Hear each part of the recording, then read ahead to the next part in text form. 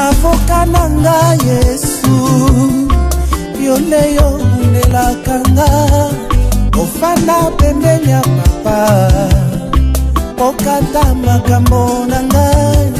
Que le Seigneur vous bénisse. Nous allons faire la lecture pour commencer notre enseignement. Nous sommes dans le livre de Genèse 40. Nous allons prendre le verset 9, je crois, le verset 10. On va d'abord se limiter là, et 11e on va lire. Nous lisons au nom de Jésus.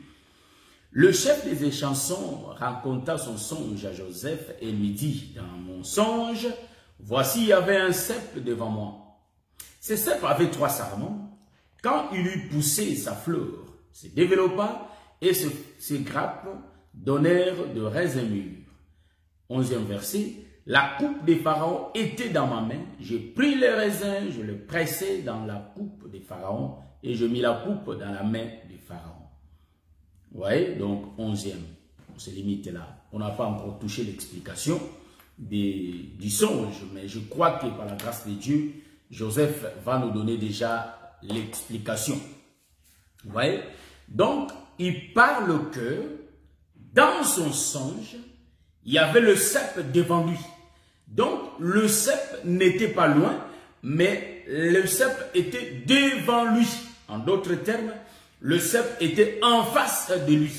Donc, le chef des échansons, dans son songe, il voyait le cep. Or, j'avais dit la semaine passée qu'il y a un prophète qui s'identifie au cep. Donc, le cep ici, c'est la vigne. Vous voyez ça? Donc, c'est la vigne parce que le cep, en réalité, pousse des sarments. Après des sarments, donne ce que nous appelons le raisin. Voyez-vous ça? Je salue mon bien-aimé Franck depuis Brazzaville. Que le Seigneur vous bénisse. Vous voyez ça? Donc, ici, vous allez comprendre qu'il y a le chef des échansons qui donne son songe. Par rapport à notre démarche, on avait fait sortir que le chef des échansons, en réalité, c'est lui Moïse. Voyez-vous ça?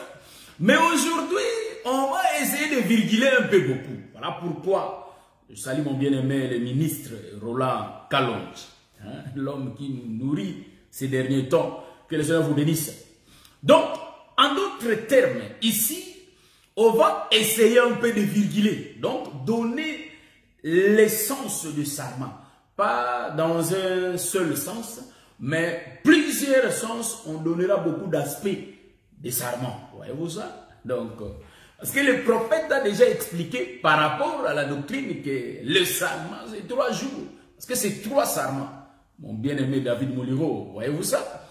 Que le Seigneur vous bénisse. Tous les bien-aimés connectés, que le Seigneur vous bénisse.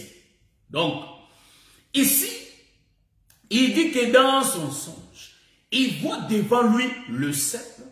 Et le cep là, en réalité, va pousser 3 sarments. Voyez-vous ça? Et sa fleur va se développer jusqu'à donner, hein, jusqu'à ce que ces grappes, en réalité, puissent donner des grappes, je crois, des grappes de raisin. Voyez-vous ça? Donc, ça va donner des grappes de raisin. Donc, en lingala, ma bokeh à raisin. Voyez-vous ça? Mais cela sera poussé par le 3 sarments. Voyez-vous ça? Ici, nous allons essayer un peu de révéler ces choses. Le cep, on ne parle pas utiliser les dictionnaires, la rousse, frère. Donc, notre dictionnaire, c'est la Bible. C'est pourquoi nous disons qu'un docteur, quand il voit quelque chose, frère, il va entrer dans la profondeur. Même si les autres ministères passent. Mais lui, il va entrer dans les détails pour essayer un peu d'en donner le sens. Est-ce que vous voyez ça, ma soeur Nupia? Que le Seigneur vous bénisse depuis le Canada. Vous voyez? Donc, les docteurs entrent en profondeur. Ils fouillent le détail. Ils fouillent ça. Voyez-vous ça? Il faut fouiller ça. Il faut chercher à comprendre ce que le Seigneur veut dire dans ces choses. Vous voyez? Et maintenant, lui, il voit les cèpes devant lui. C'est pourquoi j'avais dit, c'est lui qui voit les cèpes. En réalité, c'est le chef des échansons qui est l'ombre de Moïse. Si nous nous tournons, les chefs des chansons, Seigneur va vous bénisse. Voilà, on est là. Je bénis les seigneurs bien-aimés. Donc, ça nous complique un peu, mais prochainement, je vais me connecter sur mon GSM. Donc, c'est un peu ça. Donc, voilà. Donc, je disais, le sceptre devant le chef des chansons. Prenons les chefs des chansons. Ne regardons pas les sceptres. Les chefs des chansons, en réalité, il est l'ombre du Père qui était devant le sceptre. Quand nous disons quelque chose, c'est que nous avons fouillé d'autres écritures. C'est-à-dire, on ne peut pas prononcer quelque chose qui n'est pas écrit. Quand le frère Paul dit, il ne faut pas aller au-delà de ce qui est écrit. Donc, on ne peut pas fabriquer des révélations, ni fabriquer des choses qui ne sont pas écrites. Et les fabriquer et en donner le bon sens. Non. Donc ici, il faut le songe. Voyez-vous ça? Il est l'ombre du Père. Car le Père s'est placé devant le sceptre. J'ai l'écriture de Jean chapitre 15. Voyez-vous? Donc, nous regardons et l'ancienne alliance et la nouvelle alliance. C'est-à-dire, en regardant l'ancienne alliance, lui qui est le vigneron. Donc, Dieu est le cultivateur de la vie. Donc Jésus, c'est lui qui est la vie. Et vous savez, c'est pourquoi je vais coller ça pour dire que le cep là, en réalité, c'est le chef des Panati. Je viens. Donc ici, nous avons vu Jésus comme le cep et nous avons vu son père comme le vigneron. Alors, dans le songe du chef des chansons, ici, il dit que le sceptre était devant lui. C'est pourquoi j'ai bien dit que le chef des chansons, il prend le costume du Père, car il était devant le sceptre. Donc, c'est le chef qui est le Père, qui cultive. En réalité, il cultive le sceptre, la vigne, pour qu'à la fin, il puisse retirer le vin. Est-ce que vous voyez ça? Ça gêne. Bon, là nous avons compris que le chef des chansons, c'est lui le Père. Et devant lui était le Fils. Mais remarquez une chose. L'Écriture dit que le sceptre va pousser en réalité les trois sarments. Voyez-vous ça? Donc, les trois sarments en lingala, on dit que les trois étapes. Est-ce que je suis connecté? Est-ce que vous me voyez? Je vais essayer un peu de voir moi-même parce que, comme si la connexion là fait défaut. Mais donc, au cas contraire, on va venir, soit demain, à la grâce de Dieu. Je vais chercher, je vais chercher que je sois connecté pour que je sache si tout se passe bien. Ah, je vais voir ça ici. Voilà, donc ça traîne vraiment, je ne sais pas, mon bien-aimé. Donc voilà, ma soeur Nipsia dit que je suis connecté. Donc, nous bénissons le Seigneur. Là, on peut continuer parce que ça fait que c'est un peu ça. Voilà, donc on va continuer. Je vois que je suis connecté. Que le Seigneur soit béni, qu'il soit loué. Regarde, ça va pousser trois sarments. Les trois sarments. En réalité, il y a notre frère Joseph le prophète, il a interprété que les sarments, en réalité, c'est aussi les jours est égal aux sarments. Donc, si je dis que les songes est une parabole, il faut me croire. C'est pourquoi ici, on est en train d'expliquer. Donc, c'est très très mauvaise. Voilà, c'est ça. C'est ça, ça c'est... Nous fasse grâce, on est là. Voilà. Donc, ce sont les 3 jours. Les 3 jours est égal à 3 sarments. Or, prenons les 3 jours. Donc, ça, c'est le prophète qui m'a donné, hein, ma soeur Claudia. C'est le prophète qui m'a donné 3... par la grâce de Dieu, on va, parce que ça va continuer à nous déranger. C'est pourquoi je peux venir Hein, par la grâce de Dieu, même demain. Que le Seigneur nous fasse grâce, on va continuer ça. Parce que d'ici là, quand je vais commencer à parler, et puis ça bug. Donc, voilà, c'est un peu ça. Je ne sais pas si il faut que je continue. Bon, je vais continuer un peu. Si ça bug, là, je serai obligé de me déconnecter. Et pour venir, même si j'ai le temps, aujourd'hui à 21 h, si je parle le temps, ça dit si je trouve les moyens, je vais me connecter encore à 21 h, si, ou soit 21 h 10, je ne sais pas. Mais si je n'ai pas eu cette occasion, si je n'aurais pas eu cette occasion, en réalité, je peux venir même demain par la grâce de Dieu, ou soit les samedis prochains, par la grâce de Dieu. Donc là, je ne suis pas obligé de tout dire parce que voilà, c'est un peu compliqué avec la connexion. Voilà. Donc, je disais que, donc si ça bug, là, on va couper. Donc, je disais que le prophète Joseph nous a donné. Hein, vous êtes là, je ne savais pas. Le prophète de Joseph, en réalité, nous a donné la permission de dire que les serments, c'est aussi les jours.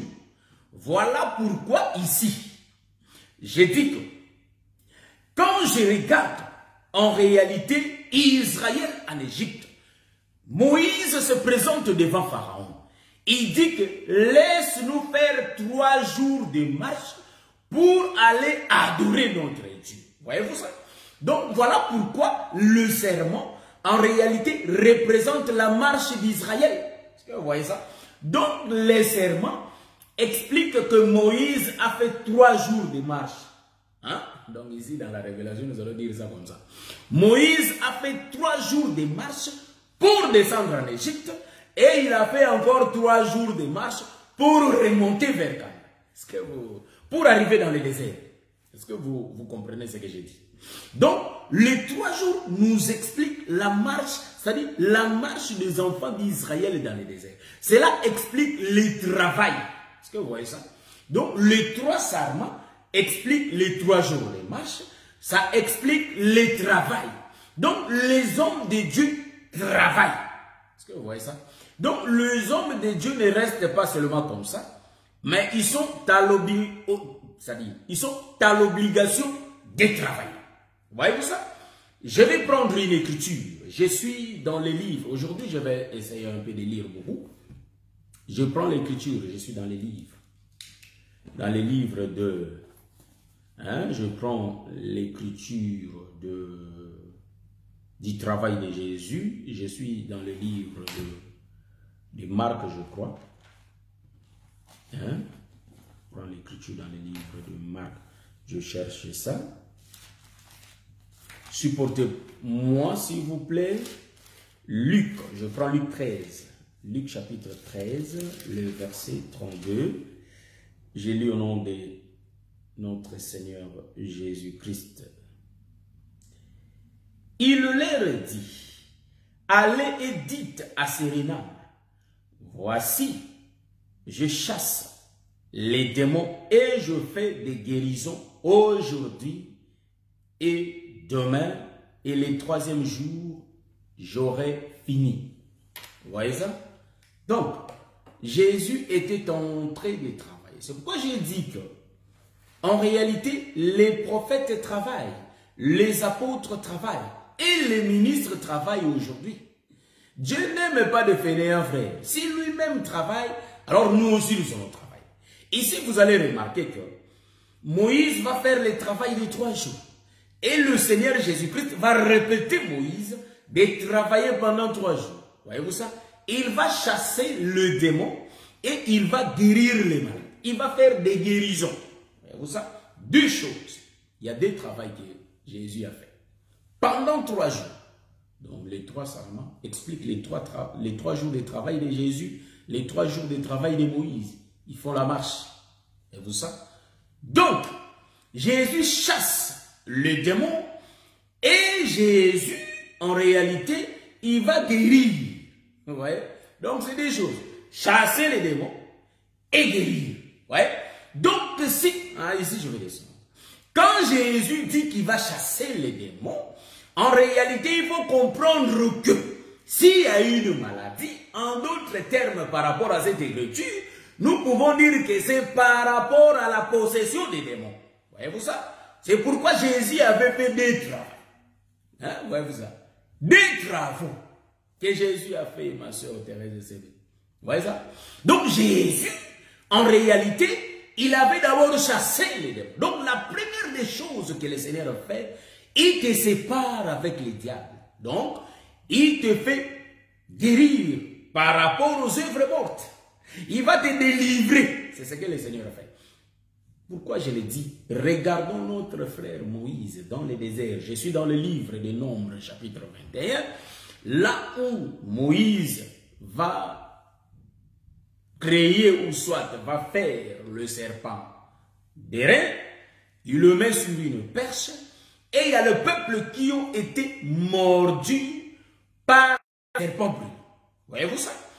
Et le peuple était mordu, si bien qu'ils n'étaient pas concentrés à regarder les serpents sur une perche. Voyez-vous ça? Mais qu'est-ce que le serpent d'airain va faire? Le serpent d'airain va faire le travail d'abord de chasser. Est-ce que vous comprenez? C'est ça le travail que le Seigneur, si vous en réalité, c'est toujours comme ça. Ou soit on va finir la vidéo ça comme ça, on finit ça comme ça, et avec des coupures, parce que ça bug tellement trop, bon, si bien que ça nous fait fatiguer. Mais on va continuer, mais je ne crois pas qu'on va finir. Mais je vais revenir par la grâce de Dieu. Voyez-vous ça? Nous regardons Moïse. Moïse dans le désert. Qu'est-ce qu'il avait fait? Il a fait d'abord le travail. Non, c'est le serpent qui avait fait le travail. Moïse a créé comme le Père, il a créé les serpents et il a crucifié les serpents. Voyez-vous? Regardez le mouvement de Moïse ici. Le mouvement de Moïse, c'est le même mouvement du chef des échansons. Il est devant le cep. Donc le cep, en réalité, c'est lui le serpent d'airain. Le serpent d'airain là. Donc le serpent d'airain, il va faire des mouvements. Quel est le mouvement qu'il va faire, frère? Et ça, j'aime. Donc il va d'abord chasser les démons, le diable au milieu des enfants de Dieu. Et après, il va leur guérir. Est-ce que vous voyez ça? Bon, chasser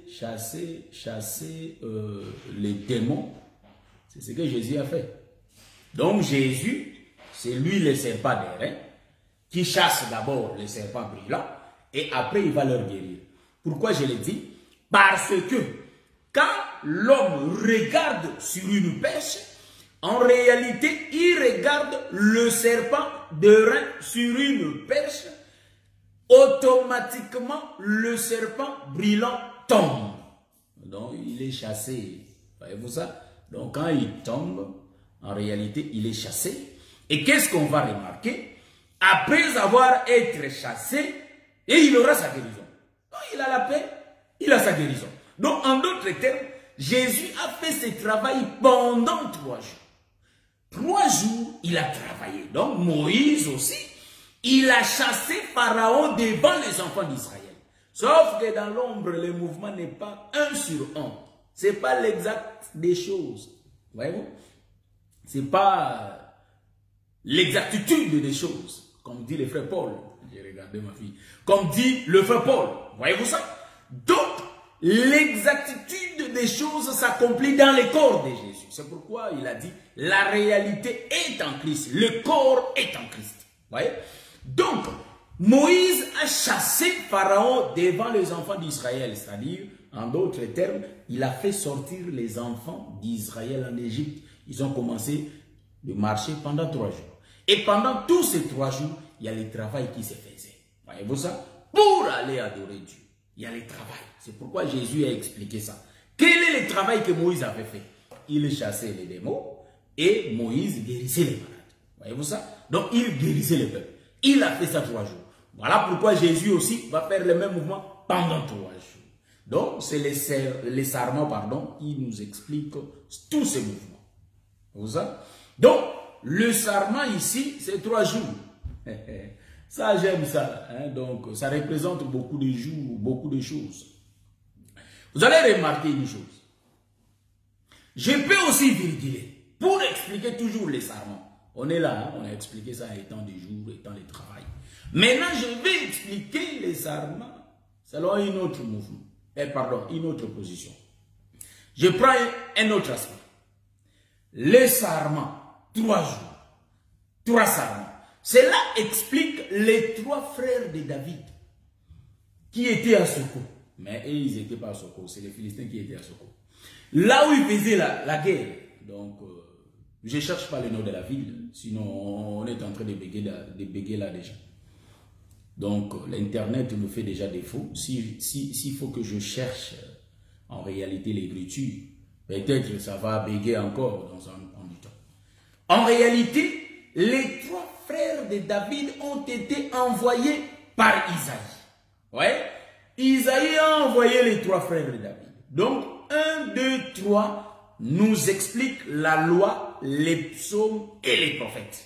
Donc, les 3 frères de David. En réalité, les 3 frères de David sont venus faire la guerre. Avec qui? Avec Pharaon. Est-ce que vous voyez ça? Parce que Pharaon, c'est l'homme fort.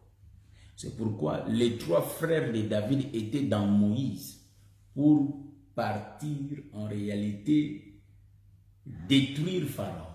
C'est pourquoi Pharaon a été détruit par les 10 plaies. Est-ce que vous voyez ça? Les 10 plaies a détruit Pharaon. Donc, je peux dire, parce que moi, quand je virgule, il faut me saisir. J'ai dit les 3 frères de David. C'est pourquoi beaucoup avaient des problèmes pour me comprendre. Ils disent que lui, quand il parle, on ne comprend pas.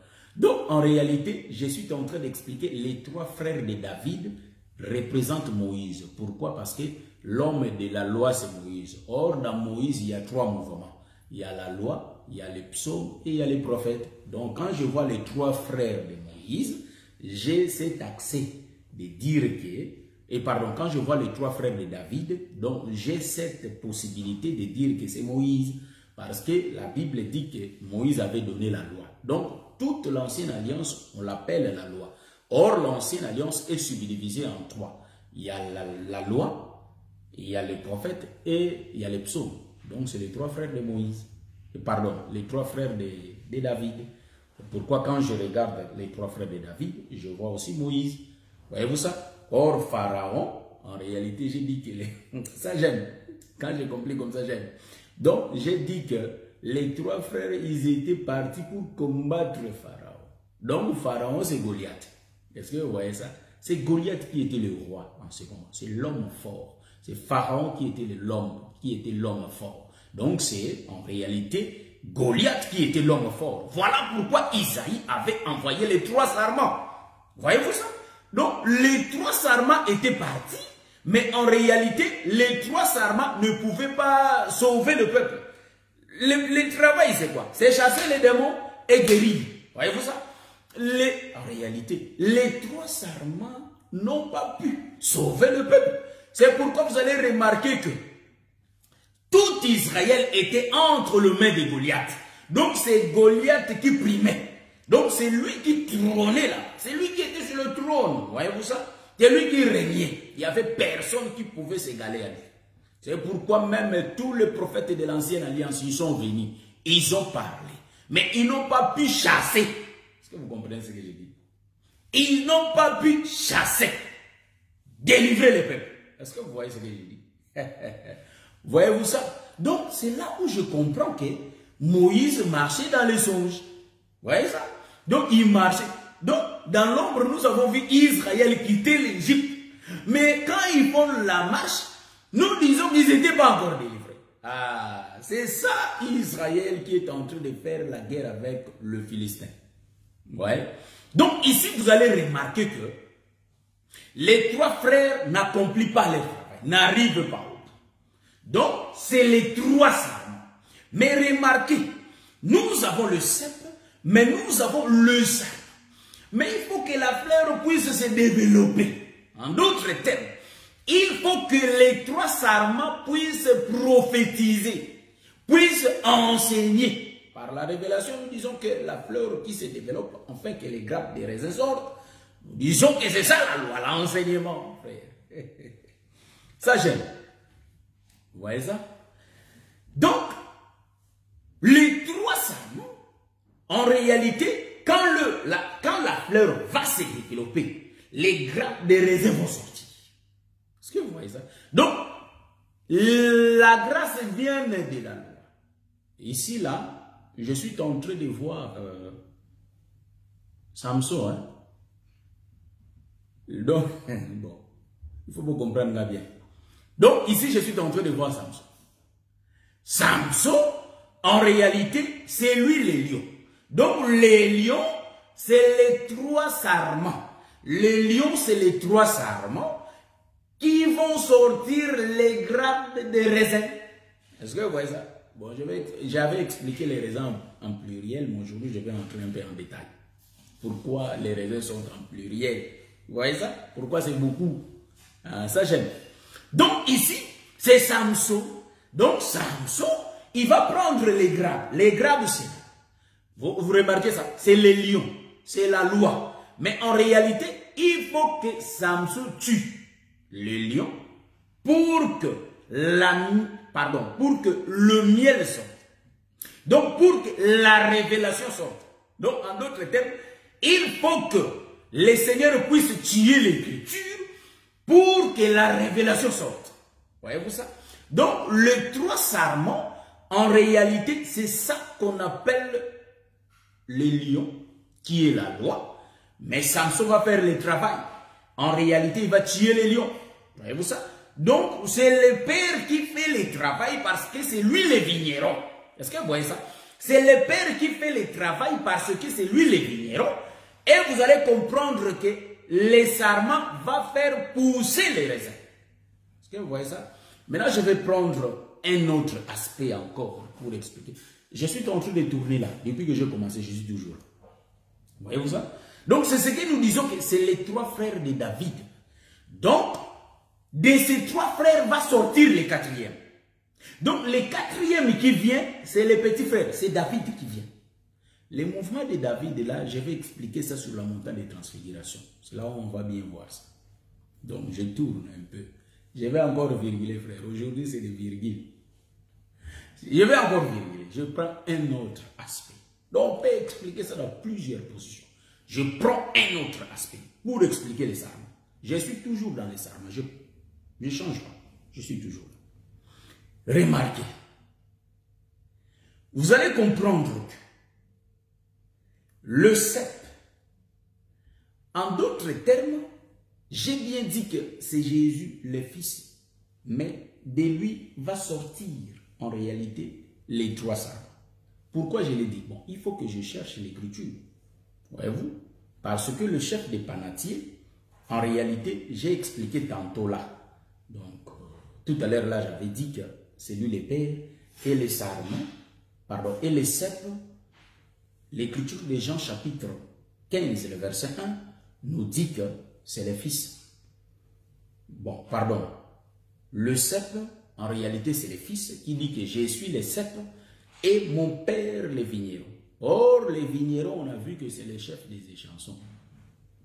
Maintenant, ici, je vais tourner pour dire que les cep, c'est le Père. Bon, il faut que je cherche l'écriture. Il faut que l'écriture m'autorise. Donc, on ne peut pas fabriquer ni imaginer, mais il faut que j'ai l'écriture qui m'autorise, que je peux appeler aussi les cep là, c'est le Père. Bon, je prends l'écriture rapidement. Je vais prendre l'écriture. Bon. S'il faut prendre l'écriture, je vais prendre 3 écritures. Je vais chercher ça parce que l'écriture là, c'est important. Je vais chercher ça, l'écriture, bien aimé. Je prends d'abord l'écriture de Philippe, là où le frère Philippe dit, Jean 14. Je vais prendre l'écriture de M. Philippe, là où il parle dans le livre de Jean. Jean chapitre 14, je cherche l'écriture. Je prends l'autorisation pour dire que le Père c'est le Fils. Hein? Je suis dans le Père et le Père est dans moi. Je cherche. Supportez-moi, je suis en train de chercher l'écriture. Je lis au nom du Seigneur Jésus. Jean 14, le verset 8. l'Écriture dit ceci. Philippe lui dit, Seigneur, montre-nous le Père et cela nous suffit. Jésus lui dit, il y a si longtemps que je suis avec vous et tu ne m'as pas connu. Philippe, et tu ne m'as pas connu, Philippe. C'est lui qui m'a vu, a vu le Père. Comment dis-tu montre-nous le Père? Voyez-vous ça, je reprends l'Écriture. Philippe lui dit, Seigneur, montre-nous le Père et cela nous suffit. Jésus lui dit, il y a si longtemps que je suis avec vous et tu ne m'as pas connu, Philippe. C'est lui qui m'a vu, a vu le Père. Comment dis-tu, montre-nous le Père? Ça, c'est l'écriture des gens. C'est la conversation de Jésus avec Philippe. Je vais, avant de passer de lire une autre écriture, nous allons d'abord entrer dedans. Ici, je cherche cette écriture. Donc, ça dit, je cherche 2 ou 3 témoins ici. Si j'ai trouvé cette écriture, c'est juste pour nous montrer que le Père, c'est aussi le Fils. Pourquoi je l'ai dit? Parce que la vie se trouve dans le Fils. Même le Père, pour être sauvé, il faut qu'il croie au Fils. Croire au Fils, c'est manger le Fils.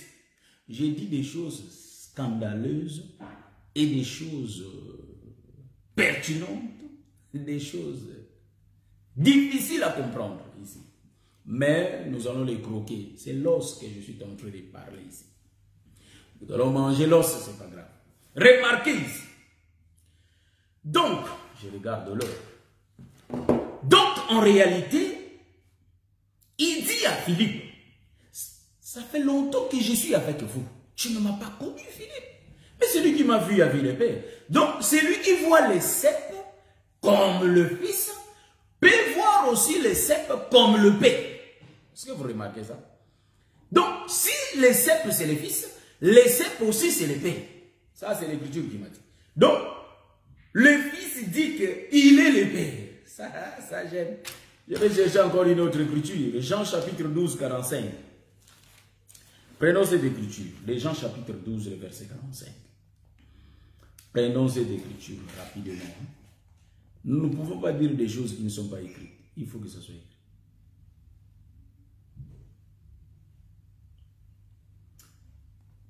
Jean chapitre 12.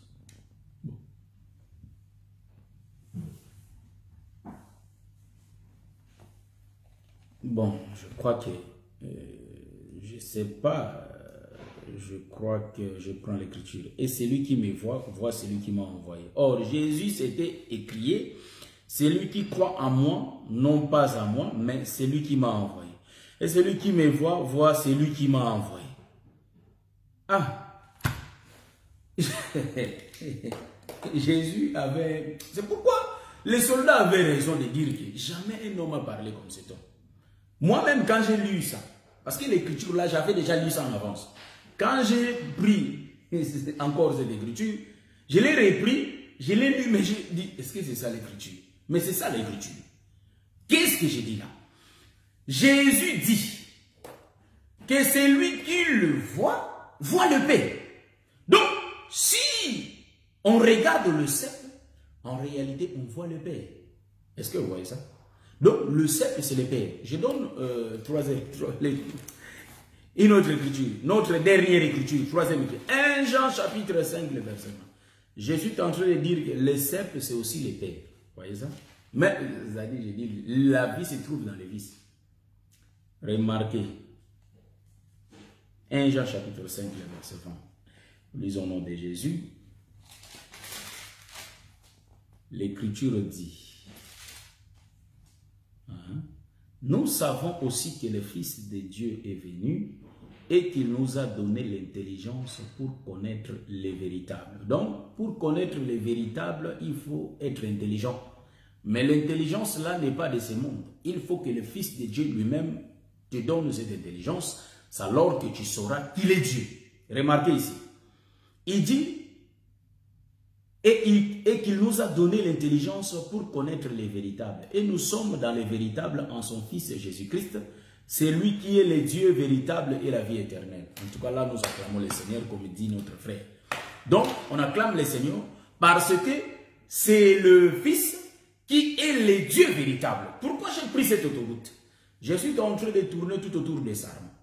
Remarquez, le cep, c'est aussi le Père. Remarquez une chose. En réalité, le songe des chansons, parler des choses, ça veut dire nous parler de la dispensation de Dieu. Donc, de toutes ces dispensations. Remarquez une chose. Les cep, cela veut dire que tout vient du Père. Voyez-vous ça? Donc, quand nous voyons Dieu dans la création, il est en train de dire qui est la lumière et la lumière fut. Ça, c'est Dieu qui est en train de parler.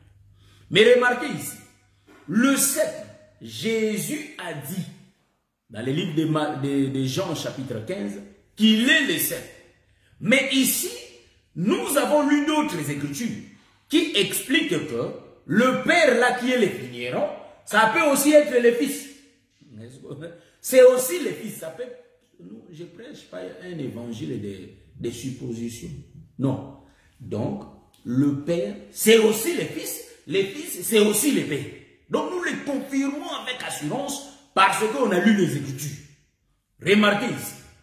Vous allez comprendre que Jésus, c'est lui, le Père. Bien confirmé par 3 Écritures. Il y en a encore beaucoup d'Écritures, mais on n'a pas le temps de les lire. Nous avons pris que 3 témoins. Voyez-vous? Car en Israël, pour croire à quelque chose, il faut la déposition de 2 ou 3 témoins. Donc ici, nous avons déposé 3 témoins. Donc ils ont témoigné que le Fils, c'est aussi le Père. Voyez-vous ça? Donc, le simple là, c'est Dieu qui va envoyer les prophètes. Or, les prophètes, ce sont les 3 sarments. Donc, on a vu ça. Les sarments, ce sont les prophètes. Quand les prophètes vont venir, les prophètes vont parler des raisins. Est-ce que vous voyez ça? Donc, en réalité, les 3 jours, les 3 sarments, ce sont les 3 prophètes. Donc, c'est la loi, les psaumes et les prophètes. Voyez-vous ça? Donc, en réalité, pour voir ces choses, il faut aller sur la montagne des transfigurations. C'est là où nous allons trouver tout ça. Les ministères, c'est coller des choses qui ne peuvent pas être collées. Est-ce que vous voyez ça? Donc, le cep, c'est le Père lui-même. Il va envoyer ses prophètes dès le matin. Comme Jérémie nous dit, ce sont les 3 sarments. Donc, les 3 sarments vont proclamer, en réalité, vont parler de celui qui va venir le 4e. Est-ce que vous voyez ça? Donc, en réalité, les 4e, ce sont des raisins. Mais les raisins sortent en pluriel. Voyez-vous? Pourquoi? Ce sont beaucoup de raisins. Hein? C'est beaucoup de raisins. Mais à la fin, ce sont des prophètes qui se représentent dans un seul homme. Est-ce que vous voyez ça? Donc, les sept a envoyé des serments, c'est le temps du matin, et vous allez remarquer, après, les raisins vont venir. Donc, c'est le temps du soir. C'est le même prophète qui va maintenant presser les raisins. Est-ce que vous voyez ça? Donc, c'est la mort de Jésus. Quand les raisins sont pressés pour que le sang sorte, donc le vin c'est le sang, hein? Le vin sort, en réalité, c'est ça l'œuvre de la croix. Donc, c'est ça le songe. Je suis toujours dans le songe. L'autre songe, pas encore. Donc, on est toujours là. C'est pourquoi vous allez comprendre, mes bien-aimés. Ici, là où nous sommes en train de parler, vous allez comprendre que Dieu a fait son travail dès le commencement. Parce qu'il est un prophète qui annonce les choses qui vont venir. Il parle dès le commencement. Longtemps, au commencement même, il a tout parlé. Voyez-vous ça? Donc, nous comprenons que quand Jésus vient dans le livre de Jean chapitre 5, le verset 39, il dit que en réalité, les Écritures rendent témoignage de moi. Il avait raison. Les Écritures, ce sont les sarments qui rendent témoignage. Les sarments parlaient. Donc, leur bouche faisait sortir celui qui devrait venir. Donc, c'était le Père lui-même qui était venu. Pourquoi j'ai dit le Père lui-même qui était venu? Jésus, c'est le Père qui était venu. Voyez-vous ça? Mais s'il disait qu'il est le Père lui-même, on allait le tuer. Pourquoi? Parce que toi, tu es un homme, tu dis que tu es directement, on allait le tuer. Mais Jésus a dit que je suis le Fils. C'est pourquoi on a annoncé que le Fils devrait venir. Pourquoi je l'ai dit? C'est pas moi qui l'ai. En tout cas, moi, tout ce que j'ai dit ici, tout ce que j'ai dit, c'est pas moi. Je vais prendre le plus. Genèse chapitre 18. C'est là dans le livre de Genèse chapitre 18, le Père dit que en cette même époque, je viendrai. Je reviendrai. Donc, il dit que l'année prochaine, donc, en cette même époque, je viendrai. Mais quand on a entendu le Père, on a attendu, le Père n'est pas venu. C'est là où nous avons compris que le Père qui avait donné la promesse de venir, en réalité, c'était Isaac qui était venu. Vous voyez tout ça? C'est pourquoi j'ai dit que le Père, c'est les raisins. Donc, le serment parlait des raisins. C'est pourquoi Jésus, quand il vient, il dit que je suis le Fils, qu'on va prier. Mais en réalité, je suis aussi le Père. Donc, je suis le commencement. Est-ce que là, vous m'avez compris? Ici, bon, si c'est trop fort, je vais simplifier ça. C'est ça le rôle du ministère. Pas que ça complique. Il ne faut pas compliquer les choses. Je vais changer de langage. Donc, les raisins en pluriel. J'ai l'écriture, pourquoi les raisins en pluriel? Je vais d'abord donner l'écriture, pourquoi les raisins en pluriel, frère. Donc, je suis dans le livre de Marc, chapitre 27. Hein? Marc 8, 27, frère. Donc, je suis là, le verset 27, hein, j'avais oublié. Marc, chapitre 8, le verset 27. Aïe, aïe, aïe. Nous cherchons l'écriture, frère. 27, qu'est-ce que ça nous dit?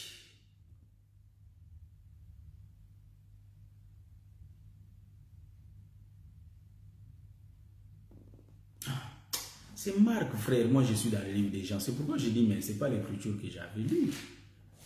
Tantôt là. Marc, chapitre 8. Hein? Le verset 27. Jésus s'en alla avec ses disciples dans les villages de Césarée de Philippe. Il leur posant en chemin que... C'est quoi ça? Je reprends. Jésus s'en alla avec ses disciples dans le village de Césarée de Philippe et il leur posant en chemin cette question. Qui dit-on que je suis? Il répondit, Jean-Baptiste. Donc Jésus était Jean-Baptiste. Les autres disent qu'il est Élie et les autres l'un des prophètes. Voyez-vous, on se limite là. On a cité trois. Hein? On a cité trois, frères. Peut-être quand vous lisez cette écriture, je sais que vous connaissez. Et quand vous lisez cette écriture, quand je lisais cette écriture, je passais vite. Mais maintenant là, ce que je vais dire, j'avais pas ça. Donc, en réalité, il dit les autres Élie, les autres Jérémie, et les autres l'un des prophètes. Je reprends l'écriture là parce que j'ai aimé ça tellement. Aïe, aïe, aïe. Bon. Il dit, il répondit, Jean-Baptiste, les autres Élie, voilà. Jean-Baptiste, Élie et l'un des prophètes. Bon, sont trois. Jean-Baptiste, Élie et l'un des prophètes. Donc, en Jésus, il voyait tous les prophètes. Donc, quand on dit l'un des prophètes, il y a des groupes qui parlaient de Jésus. Les autres le voyaient. Parce que vous savez que Jésus était un phénomène. Même pour connaître Jésus, il faut être son disciple. C'est pourquoi connaître Jésus, c'est connaître la force de Samson. Donc, pour connaître la force de Samson, il faut que tu sois sa génisse. Il faut que tu sois sa femme. Donc, ceux qui connaissaient Jésus, c'était que ses disciples. C'est pourquoi même les souverains sacrificateurs ne les connaissaient pas. Physiquement comme ça. Parce qu'il était un phénomène. Jésus, un homme court, un phénomène sous le soleil. Parce que même Zachée, de petite taille, quand il regardait, il voyait que la foule qui entourait Jésus, mais il ne voyait pas l'homme. Mais il faut qu'il monte sur le sycomore pour bien voir les seigneurs. Voyez-vous ça? Voilà. Donc, en d'autres termes, Jésus était phénomène. C'est pourquoi les souverains sacrificateurs, même les Romains, les travailleurs des souverains sacrificateurs, des scribes et des sadducéens, ils avaient des difficultés pour arrêter Jésus. Parce qu'ils se cachaient dans la foule et personne ne les connaissait. Voyez-vous ça? C'est pourquoi, pour arrêter Jésus, Judas Iscariote va dire, c'est lui que je vais embrasser, je vais donner une bise. Donc c'est celui-là. Donc Jésus, quand on le regardait avec les disciples, on les confondait.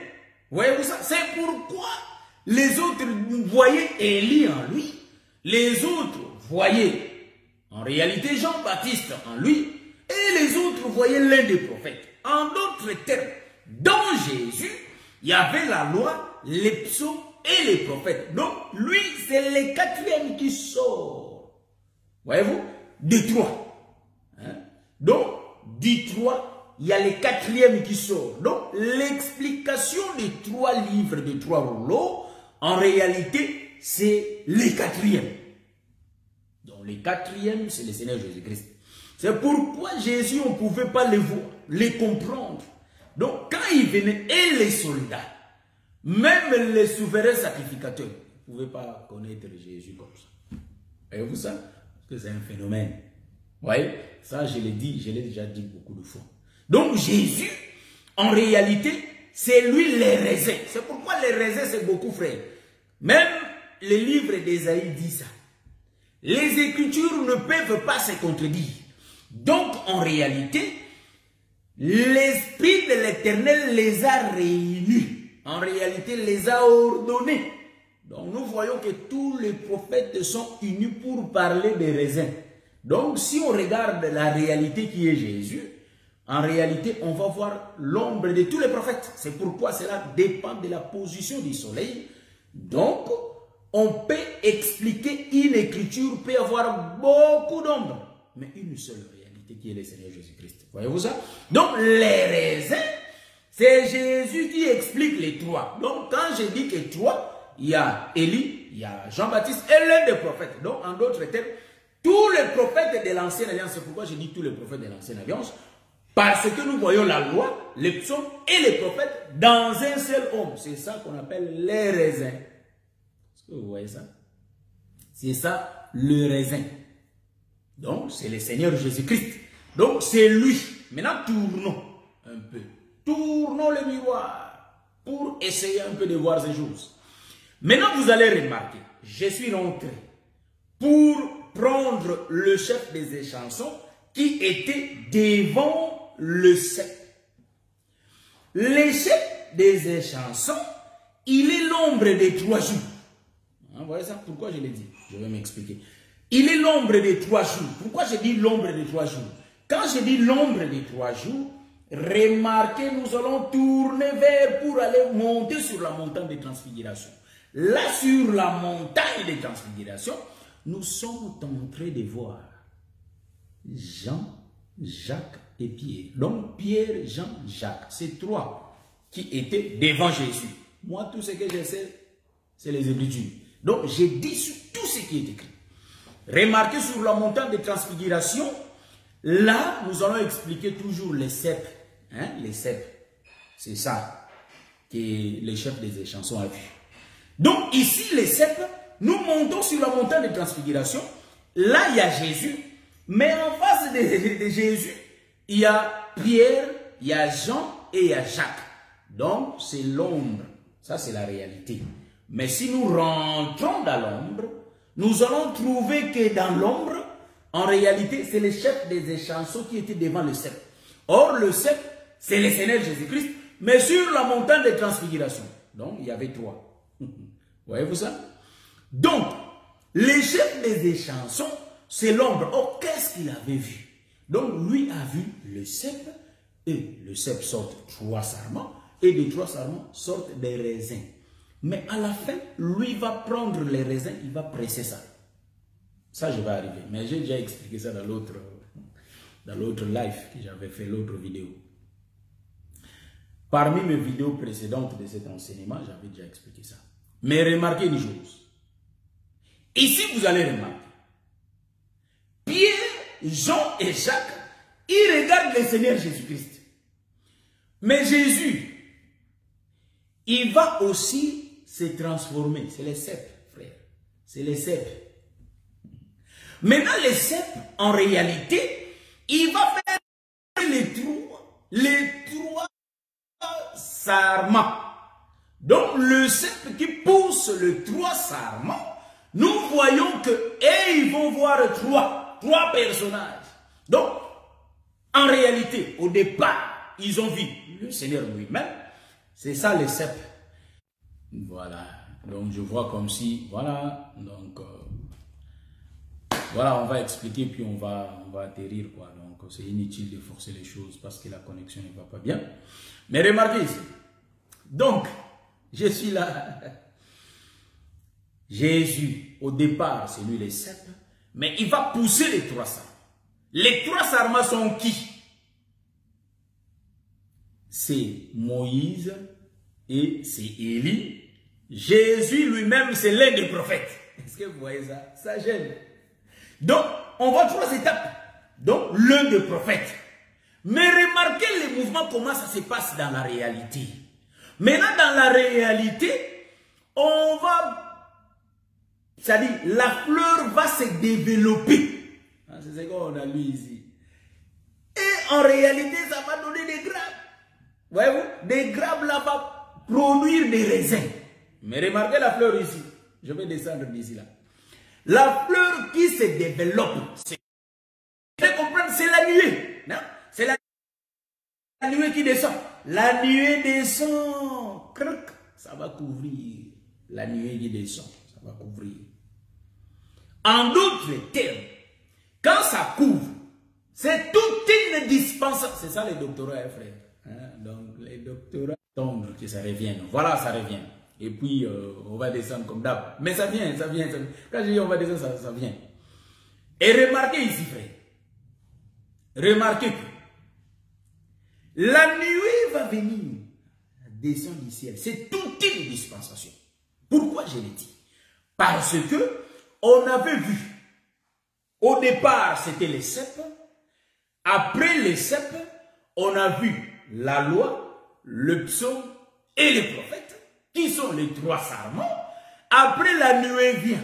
C'est toute une dispensation que nous disons que la nuée qui vient, en réalité, ça va faire finir. Donc, ça change la dispensation. Est-ce que vous voyez ça? Les temps de la loi finit.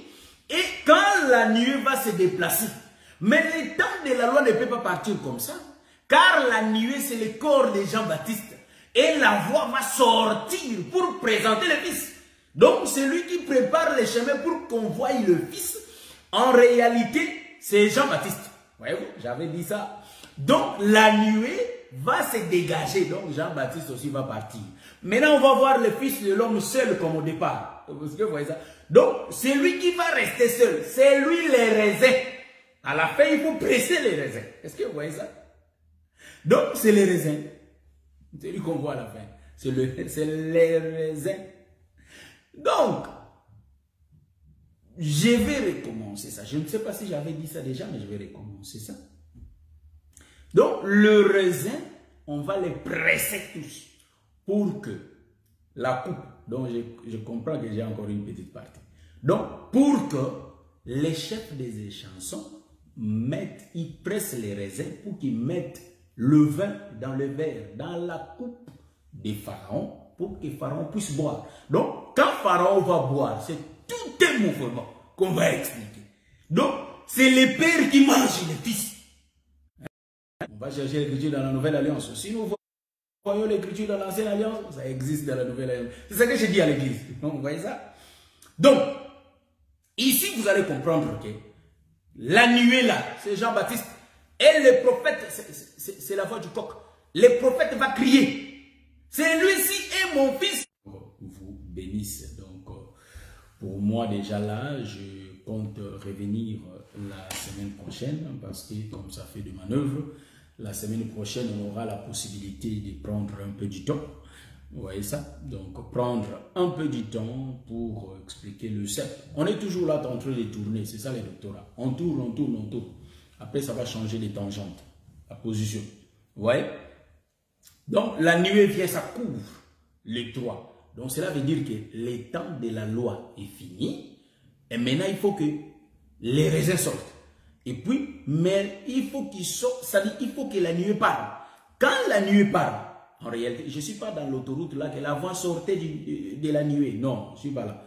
Moi, je prends, par la révélation, je suis en train de prendre la nuée. C'est le corps de Jean-Baptiste qui prépare le chemin pour celui qui va venir. Donc, en réalité, on voyait tous les prophètes de l'Ancienne Alliance. Il y a la nuée qui est venue, les a couverts. Donc, on a vu la nuée là, c'est Jean-Baptiste. Donc, après, tous les prophètes sont passés, on voyait Jean-Baptiste. Mais Jean-Baptiste était au temps où le Fils était là. Et Jean-Baptiste va se retirer en présentant le Fils. Voyez-vous ça? Donc, il a préparé les chemins pour le Fils. Et puis, Jean-Baptiste fait quoi? Il part. Maintenant, on voit les raisins. Donc, en réalité, les trois sarments a produit les raisins. Donc, le raisin qui est le Fils de l'homme. Maintenant, Jean, Jacques et Pierre, ils étaient là, regardez comment les choses se passaient. C'est la même chose que les chefs des échansons, dans son songe, ils regardaient comment les cèpes étaient là, les trois sarments avaient poussé, ils regardaient, la fleur se développa et il y a des grappes de raisins qui étaient sortis. Donc, ils voyaient ça. Donc, c'est de même que le frère Pierre, Jean-Jacques, ils regardaient les raisins, c'est-à-dire les cèpes, qui avaient fait sortir ces trois sarments, et les raisins étaient sortis à la fin. Est-ce que vous avez vu ça? Est-ce que vous avez vu ça? Maintenant, rentrons. Les chefs des échansons, en réalité, il va prendre ces raisins-là, et il va les presser. Est-ce que vous voyez ça? Donc, il va prendre les raisins-là, et il va les presser. Vous voyez ça? Donc, nous avons dit que le temps du soir, mais il faut que le Fils de l'homme meure. C'est là où je vais chuter, je vais finir pour moi. Quand il va prendre les raisins, il les presse. Nous comprenons qu'il est en train de tirer Jésus sur la croix. Donc, c'est la main du chef des échansons. Là, il prend la position du Père, lui-même. Pourquoi j'ai dit il prend la position du Père? Car c'est le Père qui a tué le Fils. Ça, nous connaissons. Mais je change de costume. Je prends l'ombre. Je regarde. Donc, c'est Pierre, Jean et Jacques qui ont tué Jésus. Pourquoi je l'ai dit? Parce que ce sont ses disciples. Donc, les disciples de Jésus l'ont tué. Vous allez me demander où est l'écriture? Et c'est Judas Iscariote. Parce que c'est l'un des disciples. Vous voyez ça? Donc, c'est lui qui a livré en réalité les fils de l'homme. C'est lui qui l'a livré. Bon, retournons, faisons une virgule pour rentrer là-haut. Ça, je l'ai dit fortement. Donc, Judas Iscariote, c'est l'un des disciples qui a manigancé des choses pour que le Seigneur soit arrêté et qu'il soit tué. Voyez-vous ça? Lui croyait qu'il vendait comme ça, mais c'est l'écriture qui était en train de s'accomplir. Remarquez, Judas Iscariote, c'est l'un des disciples. C'est pourquoi j'ai typifié Judas Iscariote à Pierre Jean-Jacques. Mais la réalité, ce n'est pas eux qui ont tué le Seigneur. Ça, on le sait. J'ai mis une balustrade pour dire que ce n'est pas eux qui l'ont tué. Mais je prie que l'ombre, c'est Judas Iscariote. Mais remarquez, je suis en train de rentrer. Le chef de Panathie, il va presser des raisins. C'est pourquoi j'ai une écriture que j'avais lue la fois dernière. Le sang des raisins. Donc, le raisin a le sang. Donc, le raisin, c'est tout un homme. De lui sort le sang. Je vais dire, les raisins lui donnent l'autorisation de lui manger. Les raisins, c'est qui? Les raisins, c'est le Seigneur Jésus-Christ. Il dit dans le livre de Jean chapitre 6, celui qui ne mangera pas ma chair et ne boira pas mon sang n'aura pas la vie en lui-même. Donc sur cette écriture, je suis en train de voir l'arche de Noé. Donc je comprends ici que Jésus lui-même, il faut qu'il mange. Voyez-vous ça? Donc manger, c'est entrer dans l'arche. Je vais expliquer ça. Je pars vite. Donc ici, pourquoi je l'ai dit? Je virgule un peu pour dire que le chef des échansons prend des raisins, il presse. Donc c'est lui qui a tué les raisins. Et puis, il donne au père, le père c'est Pharaon. Ici, là, le chef des échansons, il est l'ombre d'Israël qui presse les raisins, tout comme le chef des échansons, on peut dire qu'il est l'ombre du père lui-même qui presse les raisins, et il donne la coupe au père lui-même. Je suis dans le livre de Exode chapitre 34. L'Éternel proclame le nom de l'Éternel. Éternel. Est-ce que vous voyez ça? Donc c'est lui-même qui fait le mouvement. C'est lui-même le Père. Je suis dans le livre de Zacharie chapitre 12, le verset 10. Dieu qui parle de lui-même, mais il fait comme s'il parlait de quelqu'un d'autre. On n'a pas le temps pour lire tout ça. On est en train de courir. Voyez-vous ça? J'ai les Écritures qui me donnent la permission. Voyez-vous ça? Donc ici, vous allez comprendre que quand le chef presse, donc c'est le Père lui-même qui met dans la coupe. Voyez-vous ça? Il presse ça, il met dans la coupe. Donc, c'est l'œuvre de la croix. Bon, je vais expliquer ça dans la nuit où Jésus buvait sa dernière coupe de vin. Voyez-vous? Donc, la Pâque. Jésus était là avec des disciples. C'est pourquoi j'ai dit que c'est les pères. Les pères mangent les fils. Donc, c'est Pharaon qui va boire le vin. Donc, le vin là, c'est les raisins. Voyez-vous? Donc, Pharaon, il est en train de manger les fils, de boire les fils. C'est Jésus lui-même qui a dit, c'est lui qui ne mangera pas mon corps et ne boira pas mon sang, n'a pas la vie en lui-même. Est-ce que vous voyez ça? Donc, pour la vie se trouve dans les fils. Même le père, il faut qu'il mange les fils. C'est pourquoi il cherchait des sacrifices. Vous voyez ça? Donc, le père n'était pas calme parce que ce qui allait lui calmer, ce n'était que les fils. C'est pourquoi vous allez voir les grands poissons dans la mer. Il n'était pas calme. Il y avait des sacrifices, mais il n'était pas calme. Il cherchait Jonas à manger Jonas. Donc, il cherchait Jonas pour qu'il mange Jonas, afin qu'il puisse se calmer. Donc, là, vous allez voir que Jésus a fait ça noir sur blanc. Jésus étant l'ombre du Père, il va prendre le pain. Voyez-vous ça? Jésus prend le pain. Il dit, mangez ceci, car ceci est mon corps. Donc, nous comprenons que Jésus avait mangé Jésus. C'est là où j'explique que Pharaon avait bu les raisins. Les raisins, c'est le fils. Et le père a bu les raisins. Celui qui avait tué le père, le fils, c'est le père lui-même. C'est pourquoi vous allez voir que non, il y a Abraham qui amène Isaac. C'est le père qui sacrifie le père, mais il rencontre un autre père. Voyez-vous? L'autre père vient du ciel. Donc c'est ça, Pharaon et le chef des échansons. C'est toujours le père, c'est lui-même. Remarquez ici encore. Remarquez ici. Vous allez comprendre Jésus dans la chambre haute avec les 12 disciples. Il dit, prenez ceci, mangez ceci est mon corps. Prenez ceci, vivez, ceci est mon sang. Donc, et les disciples et Jésus, ils ont mangé. Donc Jésus, quand il mangeait le pain et il buvait le vin, en réalité, il était l'ombre du Père qui mangeait le Fils. Donc c'est Noé qui va entrer lui-même dans l'arche qu'il a formée.